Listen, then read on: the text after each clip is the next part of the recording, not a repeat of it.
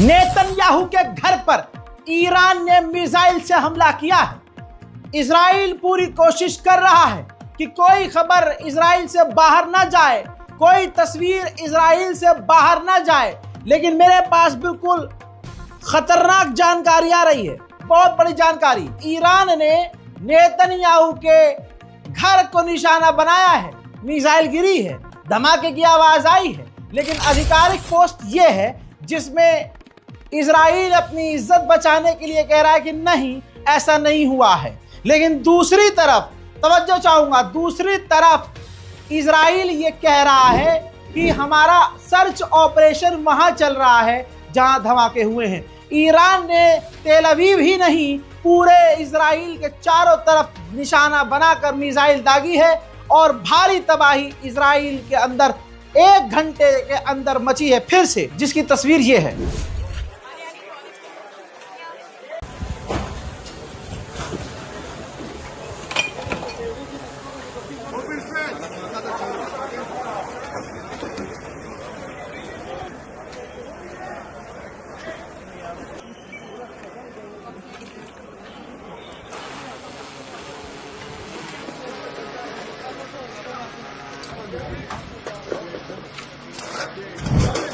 Iran बिल्कुल Israel के ही तर्ज पर इजराइल पर हमला कर रहा है। इजराइल के ऊपर ऐसे हमले कर रहा है ईरान जैसे अब तक ना किए। इजराइल हालांकि पूरी ताकत से ईरान की मिसाइल और ड्रोन को रोक रहा है। देखिए,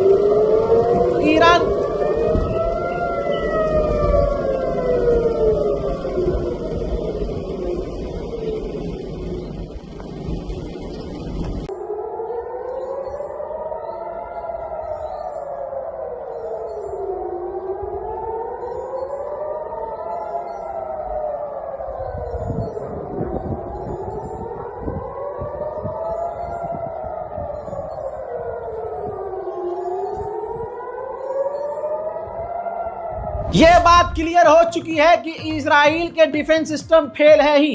आयरन डोम का अब कोई नाम भी नहीं ले रहा है। ईरान की एक एक्सक्लूसिव तस्वीर दिखाऊंगा जिसमें ईरान का एक ड्रोन इजरायली रेजिडेंटल इलाके में जाकर गिरा है। देखिए,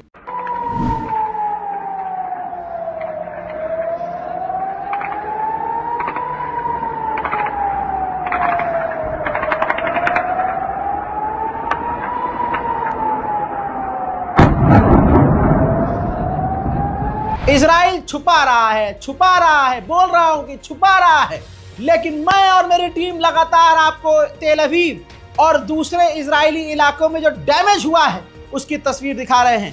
देखिए, इजराइल के अंदर थोड़ी ही देर पहले ईरानी हमलों से जो तबाही बची है ये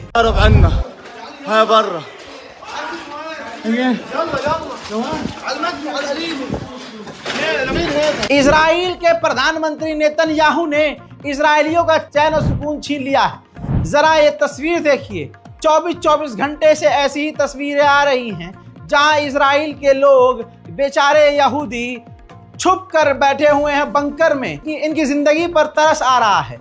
बात करें ईरान की तो जरा नोट कर लेना, देख लेना, जब ईरान के ऊपर मिसाइलें आ रही हैं तो ईरानी भाग नहीं रहे हैं, ईरानी छुपे हुए नहीं हैं, ईरानी बंकर्स में नहीं हैं। उनको पता है कि हम तो मारे जाएंगे। उनको पता है, ये जज्बे की बात होती है कि इजराइल बड़े हमले करेगा। इजराइल के साथ और भी लोग हैं, इजराइल के साथ तो मुस्लिम देश भी हैं, लेकिन हम फलाने की तरह सीज फायर नहीं करेंगे।